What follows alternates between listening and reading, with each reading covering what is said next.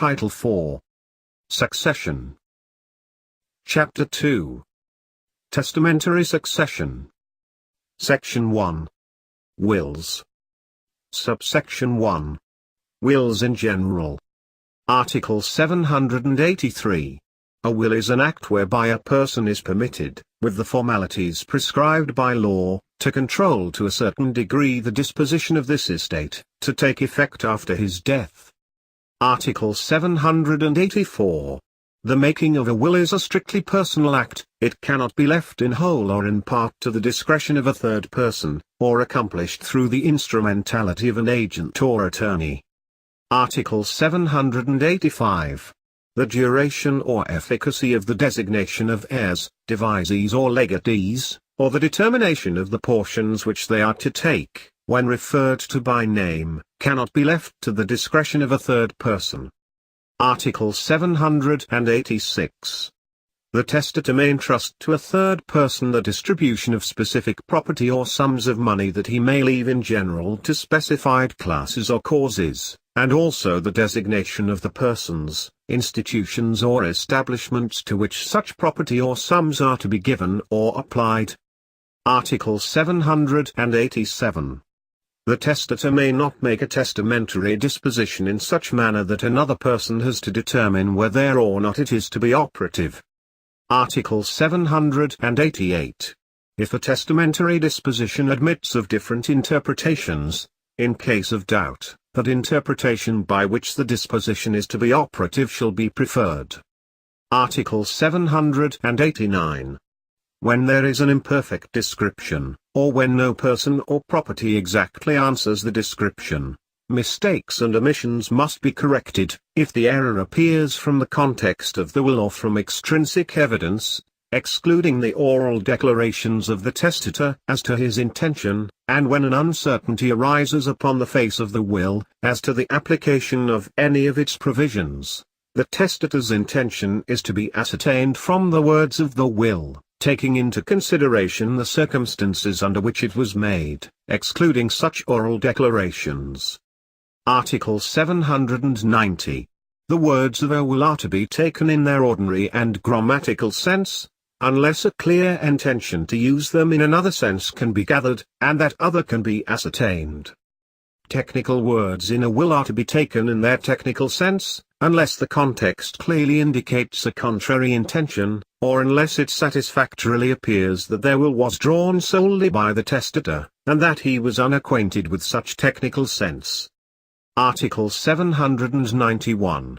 The words of a will are to receive an interpretation which will give to every expression some effect, rather than one which will render any of the expressions inoperative, and of two modes of interpreting a will, that is to be preferred which will prevent intestacy. Article 792. The invalidity of one of several dispositions contained in a will does not result in the invalidity of the other dispositions, unless it is to be presumed that the testator would not have made such other dispositions if the first invalid disposition had not been made. Article 793. Property acquired after the making of a will shall only pass thereby, as if the testator had possessed it at the time of making the will, should it expressly appear by their will that such was his intention.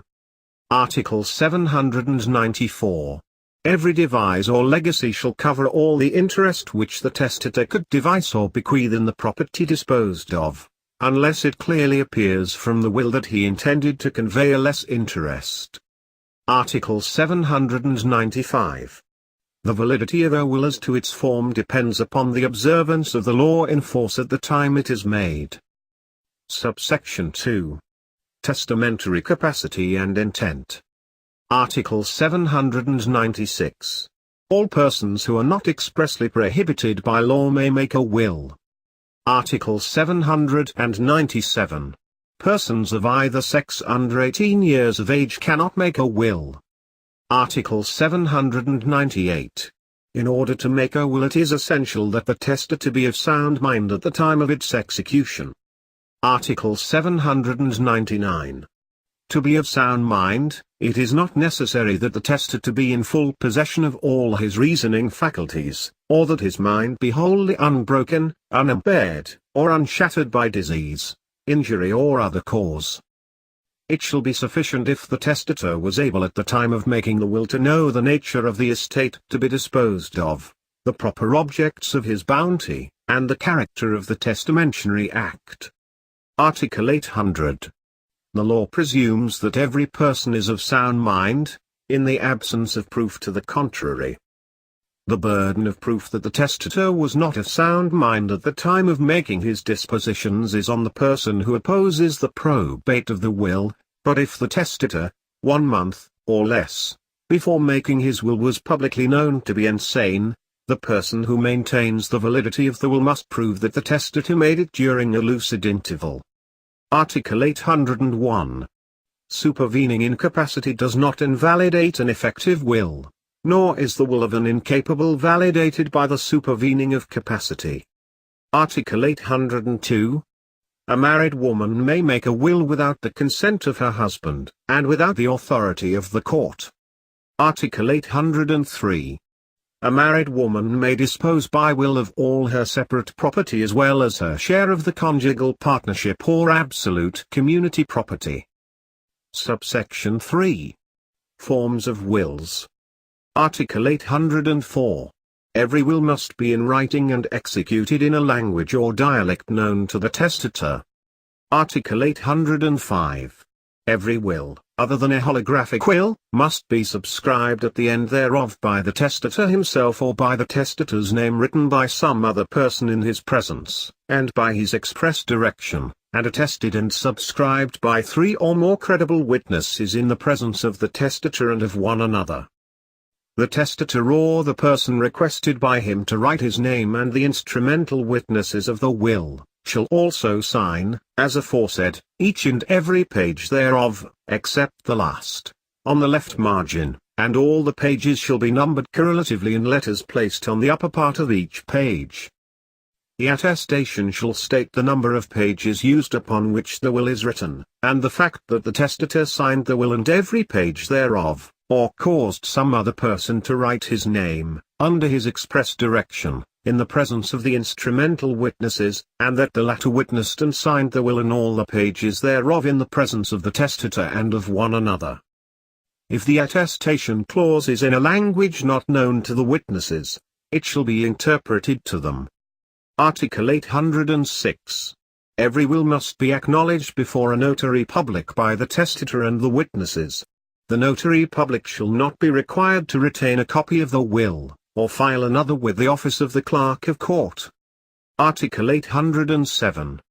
If the testator be deaf, or a deaf mute, he must personally read the will, if able to do so.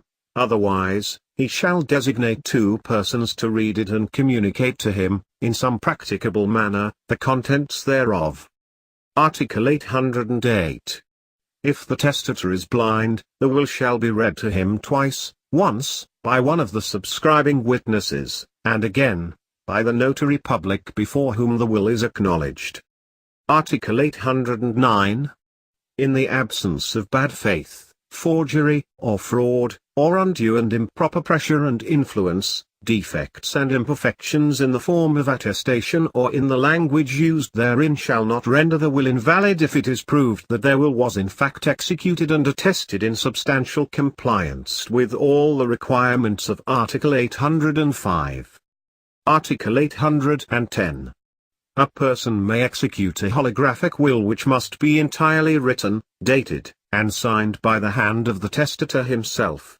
It is subject to no other form, and may be made in or out of the Philippines, and need not be witnessed. Article 811.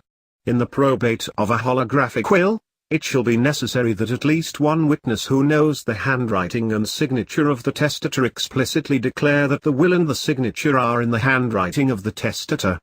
If the will is contested, at least 3 of such witnesses shall be required.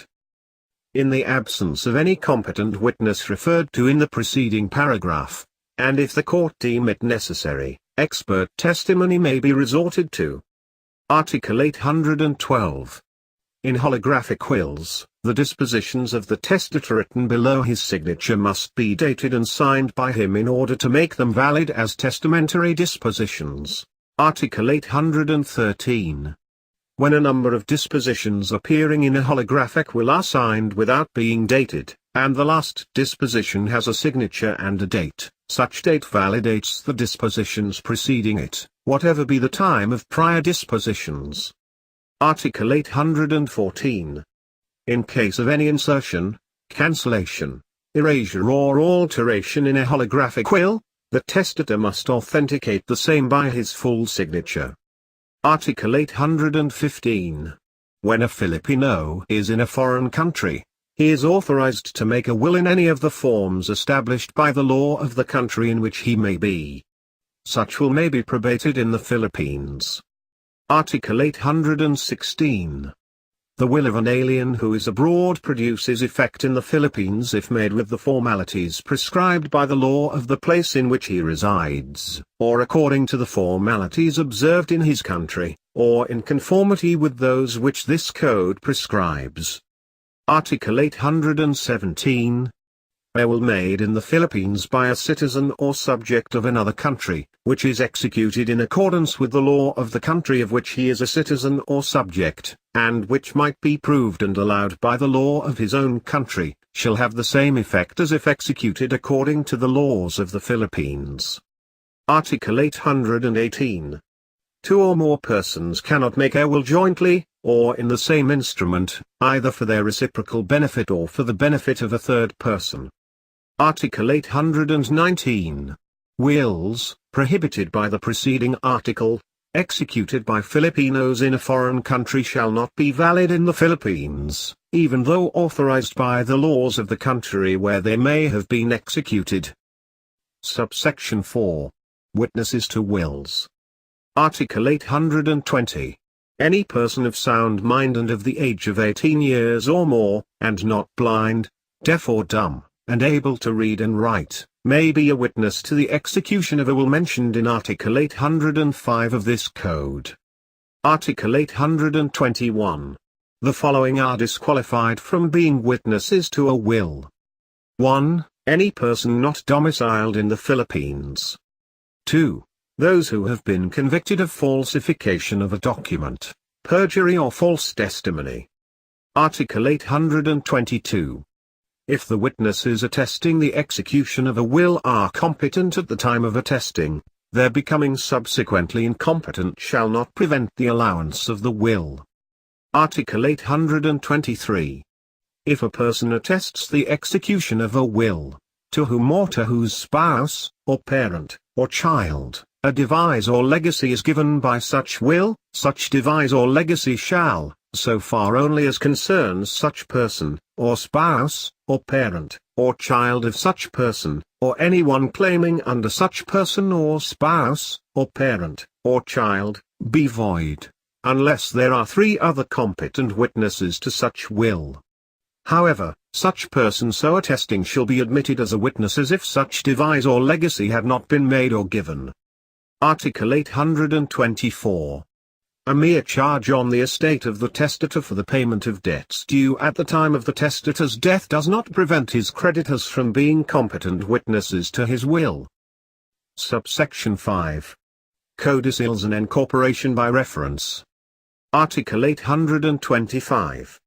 A codicil is supplement or addition to a will, made after the execution of a will and annexed to be taken as a part thereof, by which disposition made in the original will is explained, added to, or altered. Article 826. In order that a codicil may be effective, it shall be executed as in the case of a will. Article 827. If a will, executed as required by this code, incorporates into itself by reference any document or paper, such document or paper shall not be considered a part of the will unless the following requisites are present. 1. The document or paper referred to in the will must be in existence at the time of the execution of the will. 2. Their will must clearly describe and identify the same, stating among other things the number of pages thereof. 3. It must be identified by clear and satisfactory proof as the document or paper referred to therein, and 4. It must be signed by the testator and the witnesses on each and every page, except in case of voluminous books of account or inventories, Subsection 6. Revocation of wills and testamentary dispositions. Article 828. A will may be revoked by the testator at any time before his death. Any waiver or restriction of this right is void. Article 829.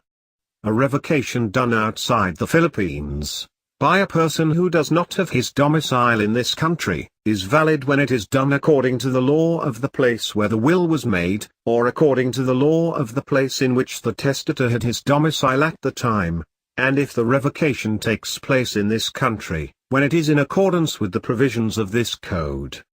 Article 830. No will shall be revoked except in the following cases. 1. By implication of law, or 2. By some will, codicil, or other writing executed as provided in case of wills, or 3. By burning, tearing, cancelling, or obliterating the will with the intention of revoking it, by the testator himself, or by some other person in his presence, and by his express direction. If burned, torn, cancelled, or obliterated by some other person, without the express direction of the testator, the will may still be established, and the estate distributed in accordance therewith, if its contents, and due execution, and the fact of its unauthorized destruction, cancellation, or obliteration are established according to the rules of court. Article 831. Subsequent wills which do not revoke the previous ones in an express manner, annul only such dispositions in the prior wills as are inconsistent with or contrary to those contained in the later wills. Article 832. A revocation made in a subsequent will shall take effect, even if the new will should become inoperative by reason of the incapacity of the heirs, devisees or legatees designated therein, or by their enunciation. Article 833. A revocation of a will based on a false cause or an illegal cause is null and void. Article 834. The recognition of an illegitimate child does not lose its legal effect, even though the will wherein it was made should be revoked. Subsection 7. Republication and revival of wills. Article 835. The testator cannot republish, without reproducing in a subsequent will, the dispositions contained in a previous one which is void as to its form. Article 836. The execution of a codicil referring to a previous will has the effect of republishing their will as modified by the codicil. Article 837. If after making a will, the testator makes a second will expressly revoking the first, the revocation of the second will does not revive the first will, which can be revived only by another will or codicil. Subsection 8. Allowance and disallowance of wills. Article 838. No will shall pass either real or personal property unless it is proved and allowed in accordance with the rules of court. The testator himself may, during his lifetime, petition the court having jurisdiction for the allowance of his will. In such case, the pertinent provisions of the rules of court for the allowance of wills after the testator's death shall govern. The Supreme Court shall formulate such additional rules of court as may be necessary for the allowance of wills on petition of the testator. Subject to the right of appeal, the allowance of the will, either during the lifetime of the testator or after his death, shall be conclusive as to its due execution. Article 839. Their will shall be disallowed in any of the following cases. 1. If the formalities required by law have not been complied with. 2. If the testator was insane, or otherwise mentally incapable of making a will, at the time of its execution. 3. If it was executed through force or under duress, or the influence of fear, or threats. 4. If it was procured by undue and improper pressure and influence, on the part of the beneficiary or of some other person. 5. If the signature of the testator was procured by fraud. 6. If the testator acted by mistake or did not intend that the instrument he signed should be his will at the time of affixing his signature thereto. Section 2. Institution of heir. Article 840. Institution of heir is an act by virtue of which a testator designates in his will the person or persons who are to succeed him in his property and transmissible rights and obligations. Article 841. A will shall be valid even though it should not contain an institution of an heir, or such institution should not comprise the entire estate, and even though the person so instituted should not accept the inheritance or should be incapacitated to succeed. In such cases the testamentary dispositions made in accordance with law shall be complied with and the remainder of the estate shall pass to the legal heirs. Article 842. One who has no compulsory heirs may dispose by will of all his estate or any part of it in favor of any person having capacity to succeed. One who has compulsory heirs may dispose of his estate provided he does not contravene the provisions of this code with regard to the legitime of said heirs. Article 843. The testator shall designate the heir by his name and surname, and when there are two persons having the same names, he shall indicate some circumstance by which the instituted heir may be known. Even though the testator may have omitted the name of the heir, should he designate him in such manner that there can be no doubt as to who has been instituted, the institution shall be valid. Article 844.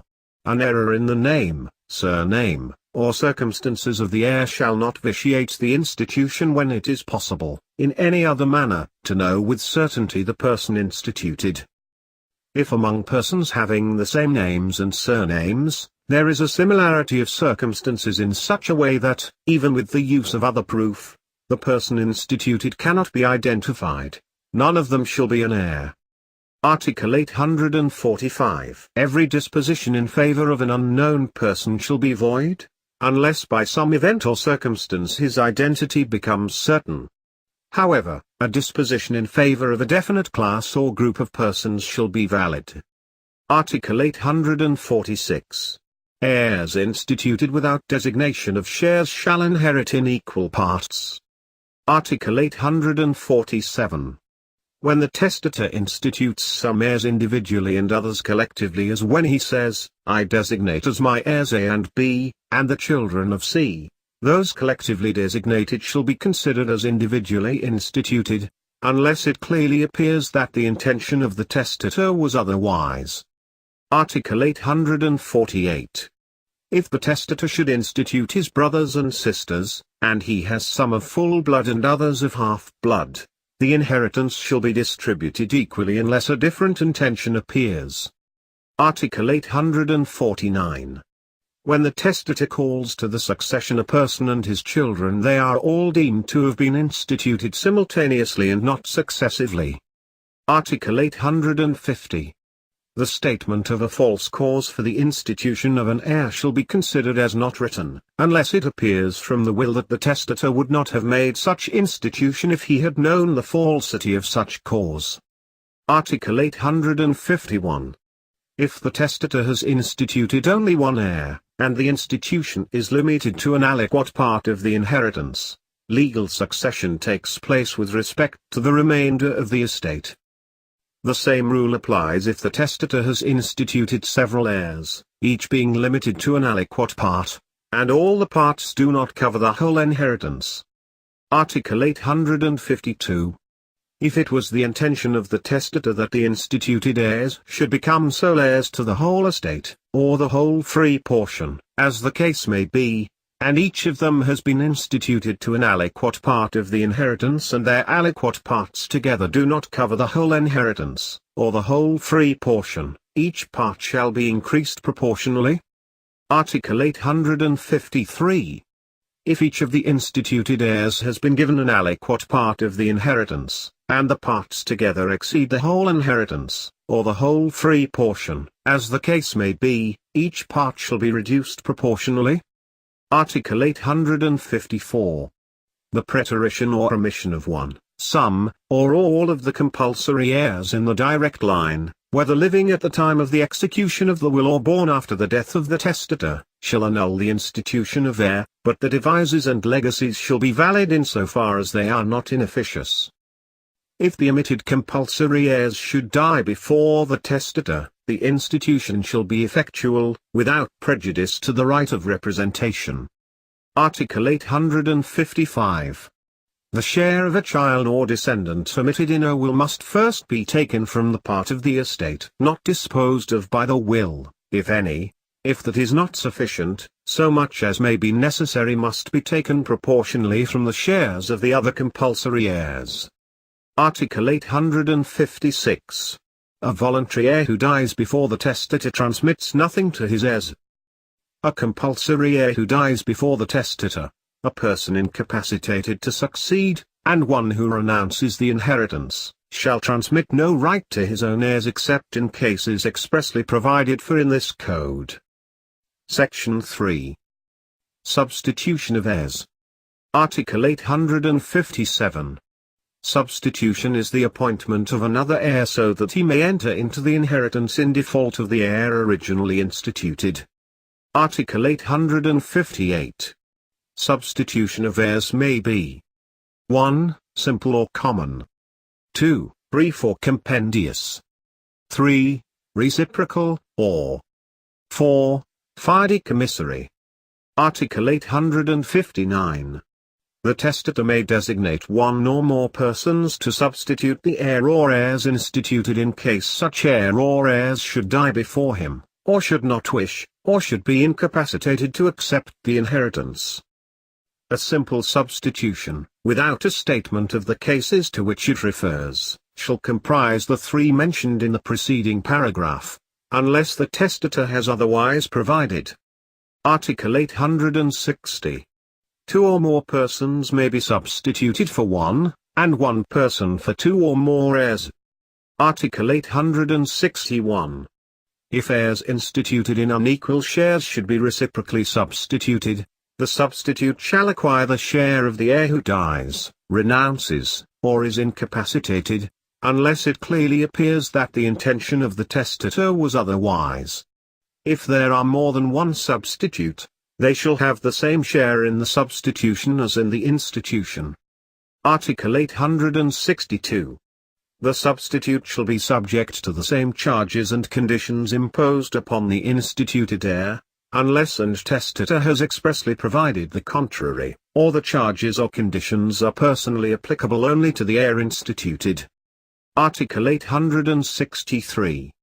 A fidecommissary substitution by virtue of which the fiduciary or first heir instituted is entrusted with the obligation to preserve and to transmit to a second heir the whole or part of the inheritance, shall be valid and shall take effect, provided such substitution does not go beyond 1 degree from the heir originally instituted, and provided further, that the fiduciary or first heir and the second heir are living at the time of the death of the testator.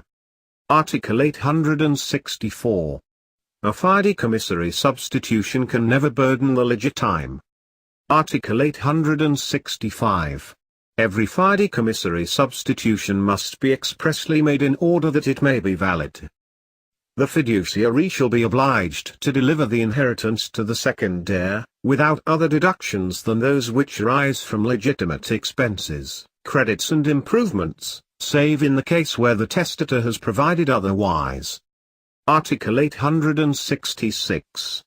The second heir shall acquire a right to the succession from the time of the testator's death, even though he should die before the fiduciary. The right of the second heir shall pass to his heirs. Article 867. The following shall not take effect. 1. Fidecommissary substitutions which are not made in an express manner, either by giving them this name, or imposing upon the fiduciary the absolute obligation to deliver the property to a second heir. 2. Provisions which contain a perpetual prohibition to alienate, and even a temporary one, beyond the limit fixed in Article 863. 3. Those which impose upon the heir the charge of paying to various persons successively, beyond the limit prescribed in Article 863, a certain income or pension. 4. Those which leave to a person the whole or part of the hereditary property in order that he may apply or invest the same according to secret instructions communicated to him by the testator. Article 868. The nullity of the fidecommissary substitution does not prejudice the validity of the institution of the heirs first designated. The fidecommissary clause shall simply be considered as not written. Article 869. A provision whereby the testator leaves to a person the whole or part of the inheritance, and to another the usufruct, shall be valid. If he gives the usufruct to various persons, not simultaneously, but successively, the provisions of Article 863 shall apply. Article 870. The dispositions of the testator declaring all or part of the estate inalienable for more than 20 years are void. Section 4. Conditional testamentary dispositions and testamentary dispositions with a term. Article 871.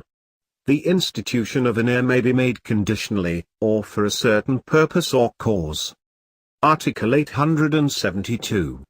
The testator cannot impose any charge, condition, or substitution whatsoever upon the legitimes prescribed in this code. Should he do so, the same shall be considered as not imposed. Article 873. Impossible conditions and those contrary to law or good customs shall be considered as not imposed and shall in no manner prejudice the heir, even if the testator should otherwise provide. Article 874. An absolute condition not to contract a first or subsequent marriage shall be considered as not written unless such condition has been imposed on the widow or widower by the deceased spouse, or by the latter's ascendants or descendants. Nevertheless, the right of usufruct, or an allowance or some personal prestation may be devised or bequeathed to any person for the time during which he or she should remain unmarried or in widowhood. Article 875.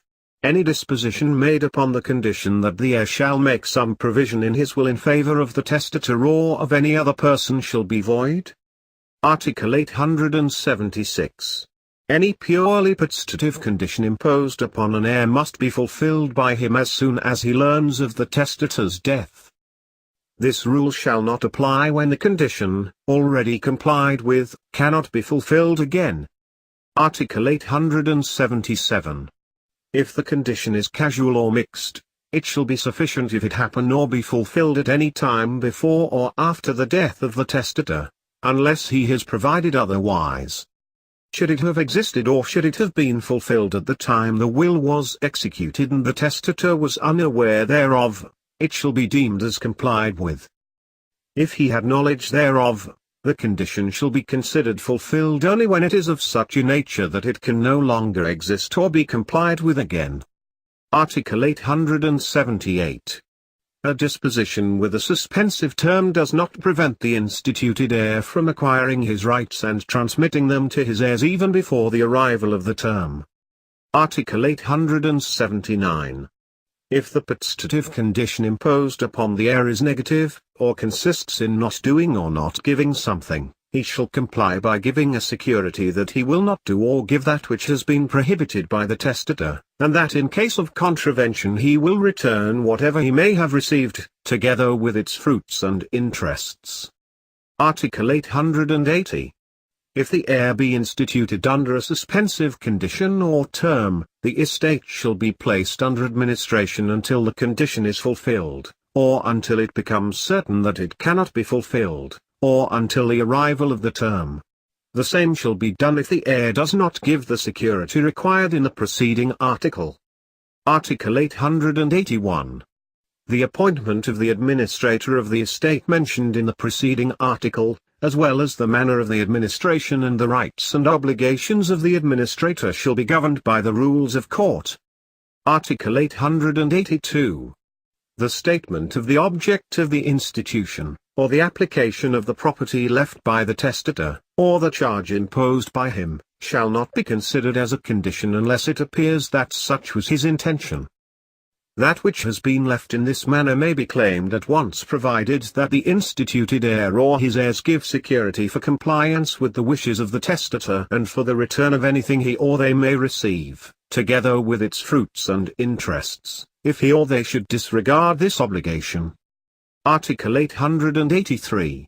when without the fault of the heir, an institution referred to in the preceding article cannot take effect in the exact manner stated by the testator, it shall be complied with in a manner most analogous to and in conformity with his wishes.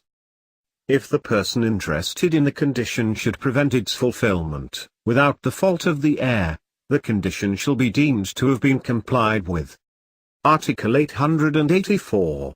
Conditions imposed by the testator upon the heirs shall be governed by the rules established for conditional obligations in all matters not provided for by this section. Article 885.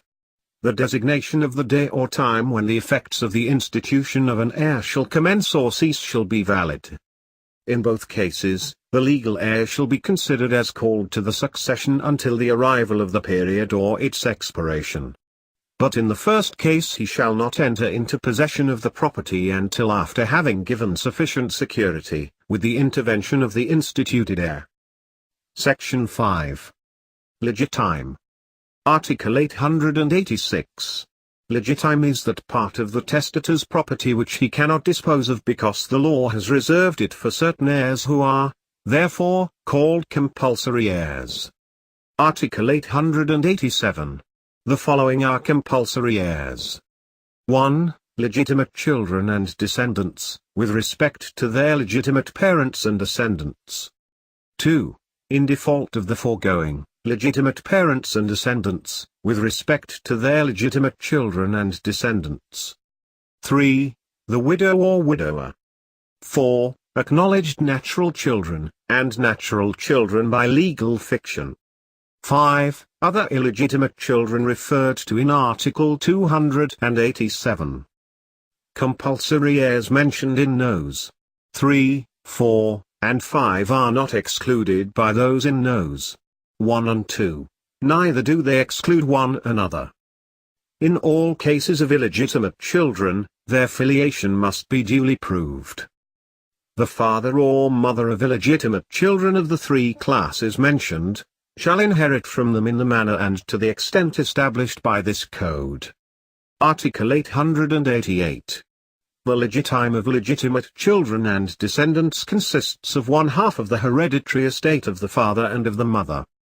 The latter may freely dispose of the remaining half, subject to the rights of illegitimate children and of the surviving spouses hereinafter provided. Article 889. The legitime of legitimate parents or ascendants consists of one half of the hereditary estates of their children and descendants. The children or descendants may freely dispose of the other half, subject to the rights of illegitimate children and of the surviving spouses hereinafter provided. Article 890. The legitime reserved for the legitimate parents shall be divided between them equally. If one of the parents should have died, the whole shall pass to the survivor. If the testator leaves neither father nor mother, but is survived by ascendants of equal degree of the paternal and maternal lines, the legitime shall be divided equally between both lines. If the ascendants should be of different degrees, it shall pertain entirely to the ones nearest in degree of either line. Article 891. The ascendant who inherits from his descendant any property which the latter may have acquired by gratuitous title from another ascendant, or a brother or sister, is obliged to reserve such property as he may have acquired by operation of law for the benefit of relatives who are within the third degree and who belong to the line from which said property came. Article 892.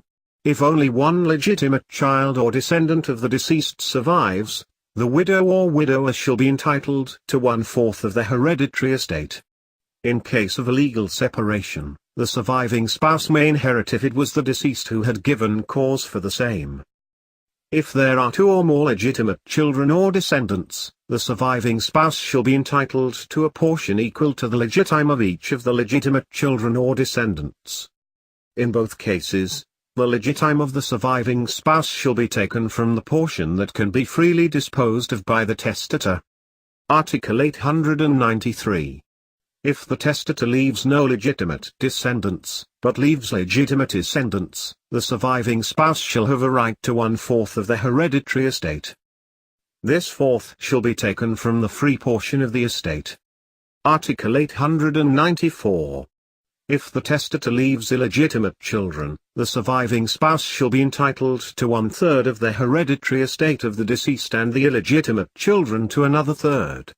The remaining third shall be at the free disposal of the testator. Article 895. The legitime of each of the acknowledged natural children and each of the natural children by legal fiction shall consist of 1/2 of the legitime of each of the legitimate children or descendants. The legitime of an illegitimate child who is neither an acknowledged natural, nor a natural child by legal fiction, shall be equal in every case to 4/5 of the legitime of an acknowledged natural child. The legitime of the illegitimate children shall be taken from the portion of the estate at the free disposal of the testator, provided that in no case shall the total legitime of such illegitimate children exceed that free portion, and that the legitime of the surviving spouse must first be fully satisfied. Article 896. Illegitimate children who may survive with legitimate parents or ascendants of the deceased shall be entitled to 1/4 of the hereditary estate to be taken from the portion at the free disposal of the testator. Article 897. When the widow or widower survives with legitimate children or descendants, and acknowledged natural children, or natural children by legal fiction, such surviving spouse shall be entitled to a portion equal to the legitime of each of the legitimate children, which must be taken from that part of the estate which the testator can freely dispose of. Article 898. If the widow or widower survives with legitimate children or descendants, and with illegitimate children other than acknowledged natural, or natural children by legal fiction, the share of the surviving spouse shall be the same as that provided in the preceding article. Article 899. When the widow or widower survives with legitimate parents or ascendants and with illegitimate children, such surviving spouse shall be entitled to 1/8 of the hereditary estate of the deceased, which must be taken from the free portion, and the illegitimate children shall be entitled to 1/4 of the estate, which shall be taken also from the disposable portion. The testator may freely dispose of the remaining 1/8 of the estate. Article 900. If the only survivor is the widow or widower, she or he shall be entitled to 1/2 of the hereditary estate of the deceased spouse, and the testator may freely dispose of the other half.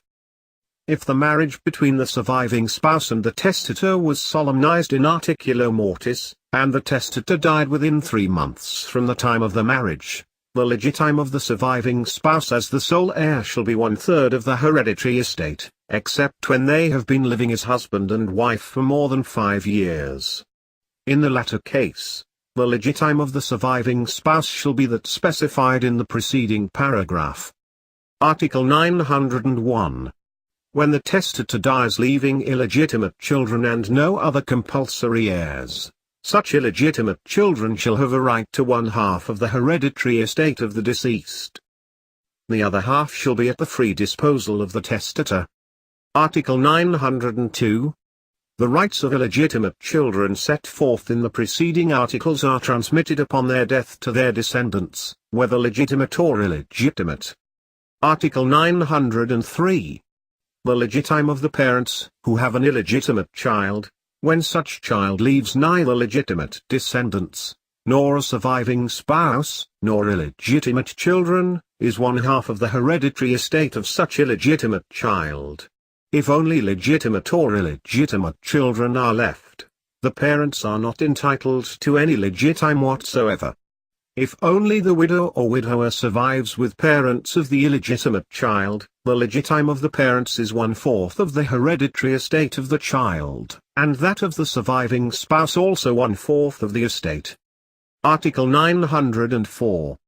The testator cannot deprive his compulsory heirs of their legitime, except in cases expressly specified by law. Neither can he impose upon the same any burden, encumbrance, condition, or substitution of any kind whatsoever.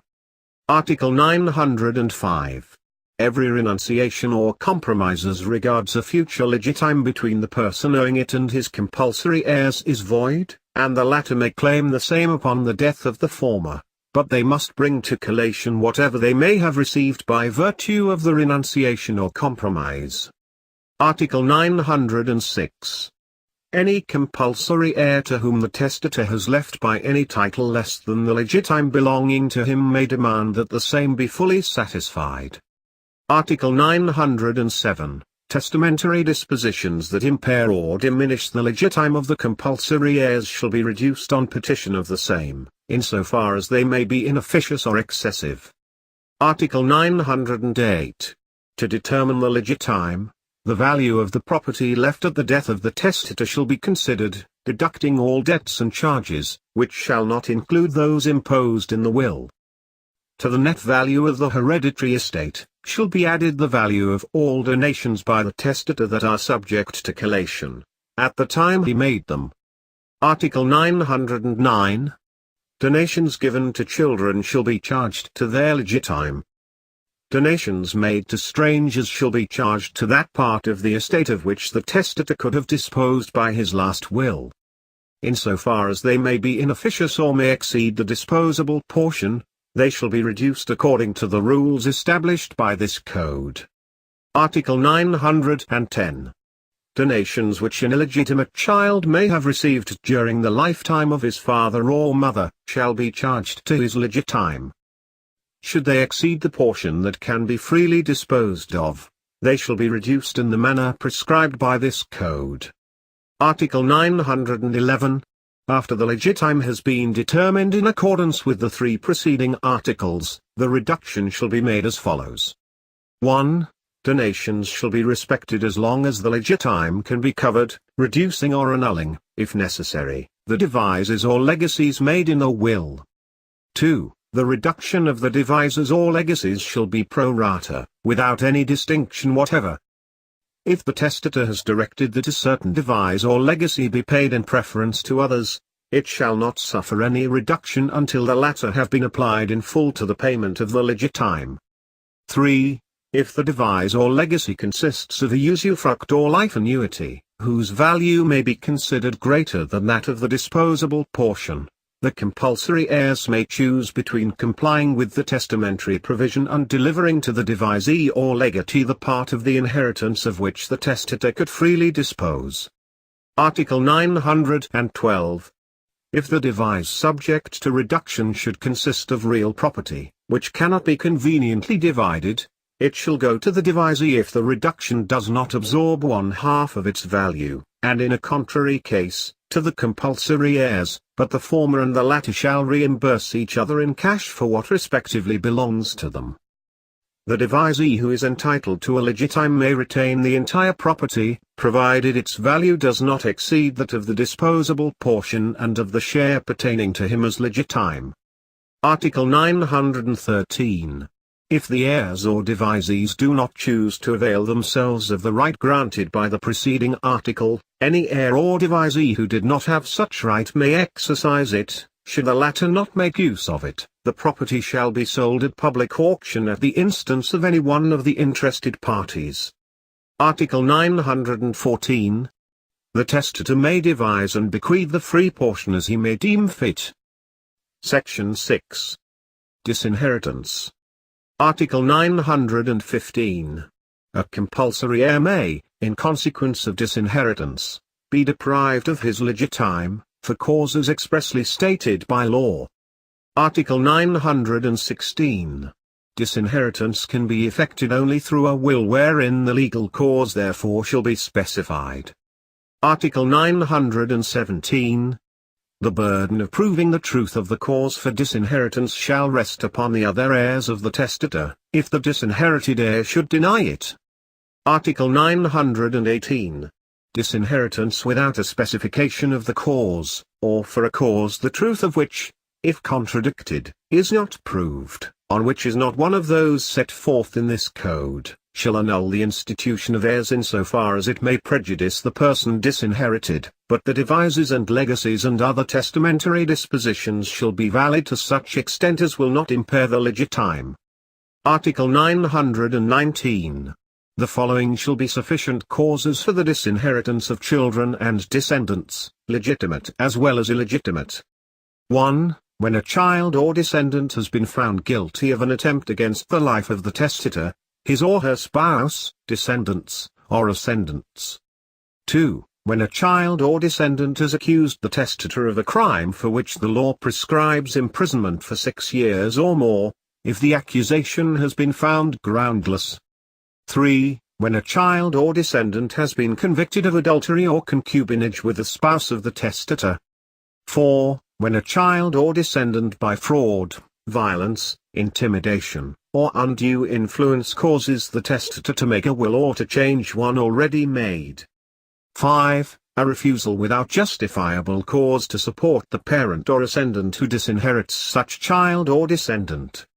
6. Maltreatment of the testator by word or deed, by the child or descendant. 7. When a child or descendant leads a dishonorable or disgraceful life. 8. Conviction of a crime which carries with it the penalty of civil interdiction. Article 920. The following shall be sufficient causes for the disinheritance of parents or ascendants, whether legitimate or illegitimate. 1.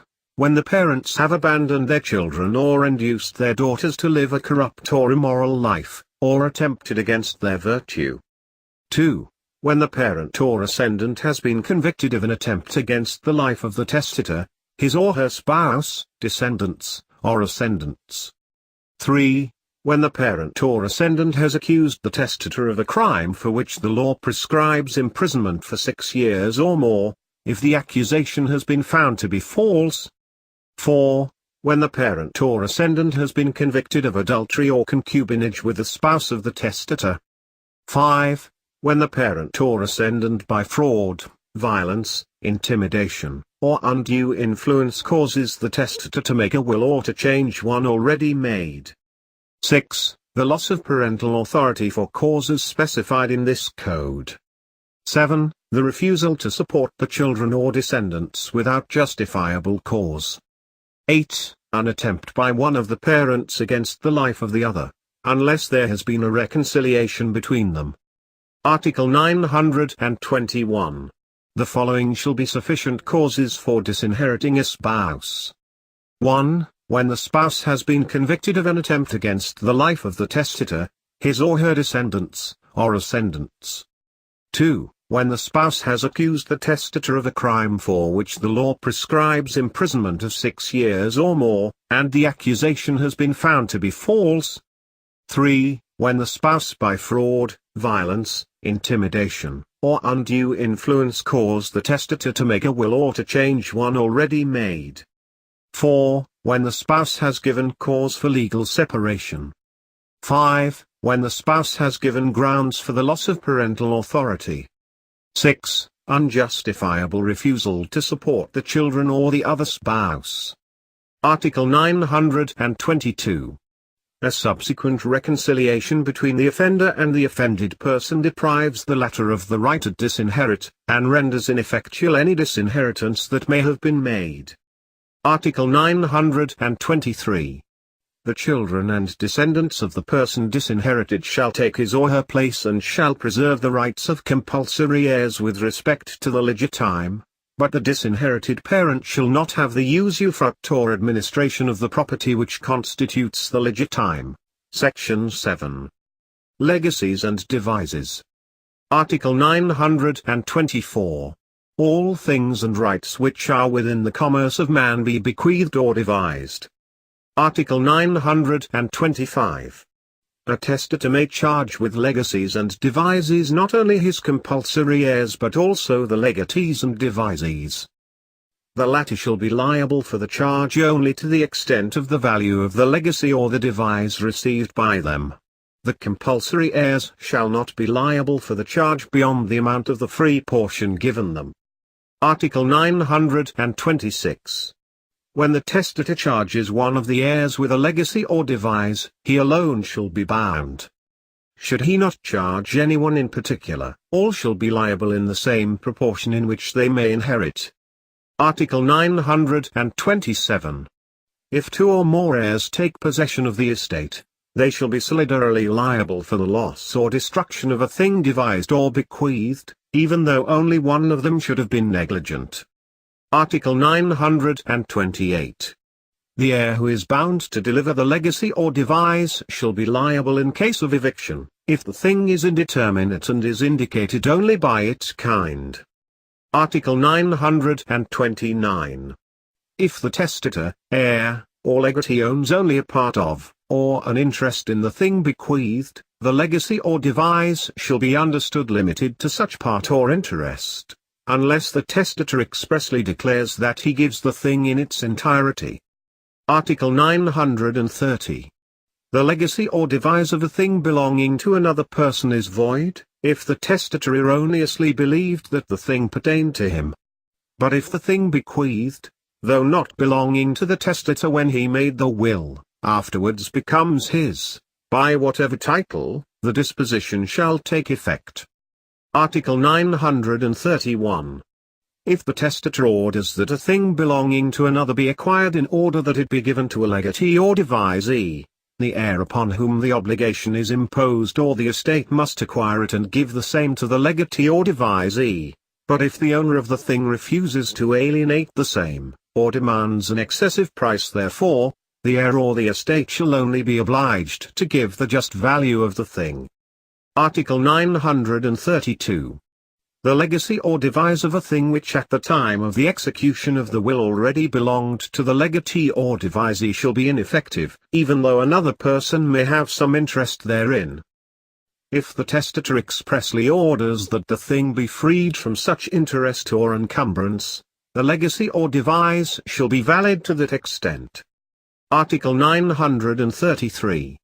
If the thing bequeathed belonged to the legatee or devisee at the time of the execution of the will, the legacy or devise shall be without effect, even though it may have subsequently alienated by him. If the legatee or devisee acquires it gratuitously after such time, he can claim nothing by virtue of the legacy or devise, but if it has been acquired by onerous title he can demand reimbursement from the heir or the estate. Article 934. If the testator should bequeath or devise something pledged or mortgaged to secure a recoverable debt before the execution of the will, the estate is obliged to pay the debt, unless the contrary intention appears. The same rule applies when the thing is pledged or mortgaged after the execution of the will. Any other charge, perpetual or temporary, with which the thing bequeathed is burdened, passes with it to the legatee or devisee. Article 935. The legacy of a credit against a third person or of the remission or release of a debt of the legatee shall be effective only as regards that part of the credit or debt existing at the time of the death of the testator. In the first case, the estate shall comply with the legacy by assigning to the legatee all rights of action it may have against the debtor. In the second case, by giving the legatee an acquittance, should he request one. In both cases, the legacy shall comprise all interests on the credit or debt which may be due the testator at the time of his death. Article 936. The legacy referred to in the preceding article shall lapse if the testator, after having made it, should bring an action against the debtor for the payment of his debt, even if such payment should not have been effected at the time of his death. The legacy to the debtor of the thing pledged by him is understood to discharge only the right of pledge. Article 937. A generic legacy of release or remission of debts comprises those existing at the time of the execution of the will, but not subsequent ones. Article 938. A legacy or devise made to a creditor shall not be applied to his credit, unless the testator so expressly declares. In the latter case, the creditor shall have the right to collect the excess, if any, of the credit or of the legacy or devise. Article 939. If the testator orders the payment of what he believes he owes but does not in fact owe, the disposition shall be considered as not written. If as regards a specified debt more than the amount thereof is ordered paid, the excess is not due, unless a contrary intention appears. The foregoing provisions are without prejudice to the fulfillment of natural obligations. Article 940. In alternative legacies or devises, the choice is presumed to be left to the heir upon whom the obligation to give the legacy or devise may be imposed, or the executor or administrator of the estate if no particular heir is so obliged. If the heir, legatee or devisee, who may have been given the choice, dies before making it, this right shall pass to the respective heirs. Once made, the choice is irrevocable. In the alternative legacies or devises, except as herein provided, the provisions of this code regulating obligations of the same kind shall be observed, save such modifications as may appear from the intention expressed by the testator. Article 941. A legacy of generic personal property shall be valid even if there be no things of the same kind in the estate. A devise of indeterminate real property shall be valid only if there be immovable property of its kind in the estate. The right of choice shall belong to the executor or administrator who shall comply with the legacy by the delivery of a thing which is neither of inferior nor of superior quality. Article 942. Whenever the testator expressly leaves the right of choice to the heir, or to the legatee or devisee, the former may give or the latter may choose whichever he may prefer. Article 943.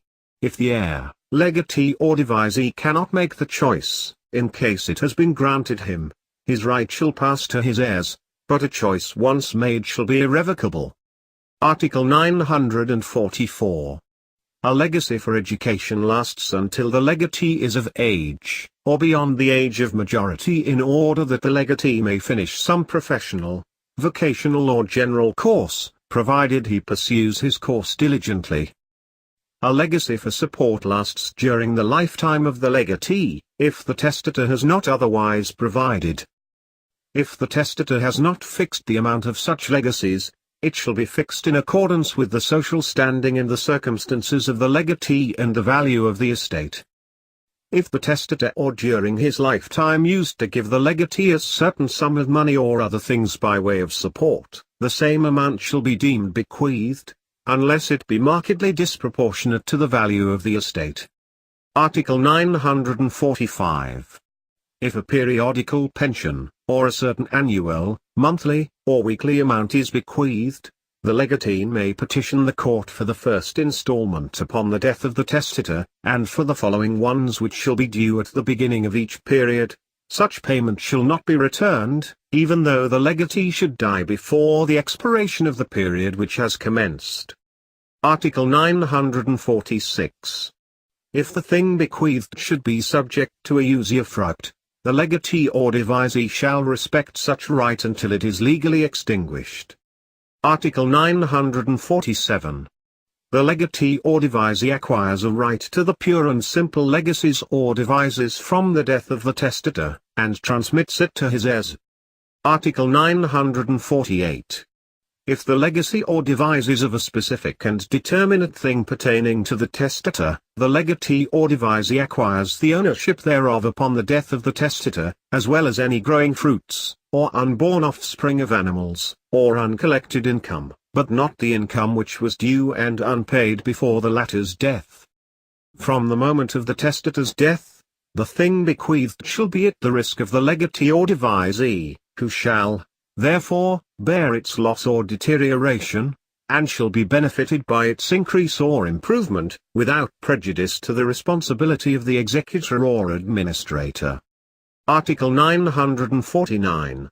If the bequest should not be of a specific and determinate thing, but is generic or of quantity, its fruits and interests from the time of the death of the testator shall pertain to the legatee or devisee if the testator has expressly so ordered. Article 950. If the estate should not be sufficient to cover all the legacies or devises, their payment shall be made in the following order.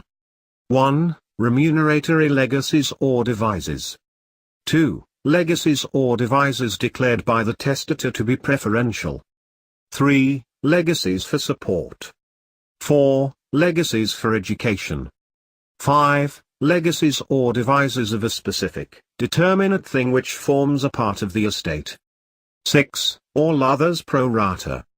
Article 951. The thing bequeathed shall be delivered with all its accessories and in the condition in which it may be upon the death of the testator. Article 952. The heir, charged with a legacy or devise, or the executor or administrator of the estate, must deliver the very thing bequeathed if he is able to do so and cannot discharge this obligation by paying its value. Legacies of money must be paid in cash, even though the heir or the estate may not have any. The expenses necessary for the delivery of the thing bequeathed shall be for the account of the heir or the estate, but without prejudice to the legatime. Article 953. The legatee or devisee cannot take possession of the thing bequeathed upon his own authority, but shall request its delivery and possession of the heir charged with the legacy or devise, or of the executor or administrator of the estate should he be authorized by the court to deliver it. Article 954. The legatee or devisee cannot accept a part of the legacy or devise and repudiate the other, if the latter be onerous. Should he die before having accepted the legacy or devise, leaving several heirs, some of the latter may accept and the others may repudiate the share respectively belonging to them in the legacy or devise. Article 955. The legatee or devisee of two legacies or devises, one of which is onerous, cannot renounce the onerous one and accept the other. If both are onerous or gratuitous, he shall be free to accept or renounce both, or to renounce either. But if the testator intended that the two legacies or devises should be inseparable from each other, the legatee or devisee must either accept or renounce both. Any compulsory heir who is at the same time a legatee or devisee may waive the inheritance and accept the legacy or devise, or renounce the latter and accept the former, or waive or accept both. Article 956. If the legatee or devisee cannot or is unwilling to accept the legacy or devise, or if the legacy or devise for any reason should become ineffective, it shall be merged into the mass of the estate, except in cases of substitution and of the right of accretion. Article 957. The legacy or devise shall be without effect. 1. If the testator transforms the thing bequeathed in such a manner that it does not retain either the form or the denomination it had. 2. If the testator by any title or for any cause alienates the thing bequeathed or any part thereof, it being understood that in the latter case the legacy or devise shall be without effect only with respect to the part thus alienated. If after the alienation the thing should again belong to the testator, even if it be by reason of nullity of the contract, the legacy or devise shall not thereafter be valid, unless the reacquisition shall have been effected by virtue of the exercise of the right of repurchase. 3. If the thing bequeathed is totally lost during the lifetime of the testator, or after his death without the heir's fault, nevertheless, the person obliged to pay the legacy or devise shall be liable for eviction if the thing bequeathed should not have been determinate as to its kind, in accordance with the provisions of Article 928. Article 958. A mistake as to the name of the thing bequeathed or devised, is of no consequence, if it is possible to identify the thing which the testator intended to bequeath or devise. Article 959. A disposition made in general terms in favor of the testator's relatives shall be understood to be in favor of those nearest in degree,